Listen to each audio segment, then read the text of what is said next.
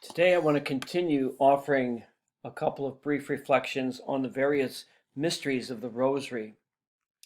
Today, I want to focus on the sorrowful mysteries, the agony in the garden, the scourging at the pillar, the crowning with thorns, the carrying of the cross, and the crucifixion and death of Jesus. Two things I want to offer for your meditation and reflection. First of all, just as Jesus did in the garden, and just as he did on the cross when he said, my God, why have you forsaken me?" We too sometimes experience and feel God's absence. But let us hope that we can respond to that feeling of God's absence just as Jesus did, by saying and believing as he did, "Your will be done."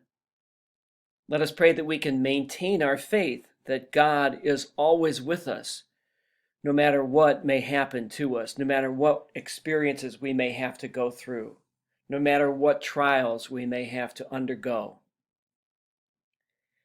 The second item I offer for your reflection is about suffering.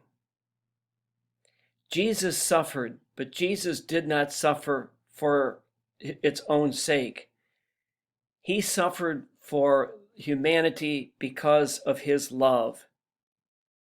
And so the lesson that I take from that is that to love means to be willing to suffer when we are called upon to do so. That when we truly love someone, when we truly care about someone, we do whatever it takes to love them. And there are times when that involves suffering, when our loved one is ill, when our loved one suffers from dementia, when our loved one passes away. There is suffering. But we can, if possible, take comfort knowing that Jesus too has taught us how to suffer. He taught us that when we love, suffering is at times the price we're called upon to pay.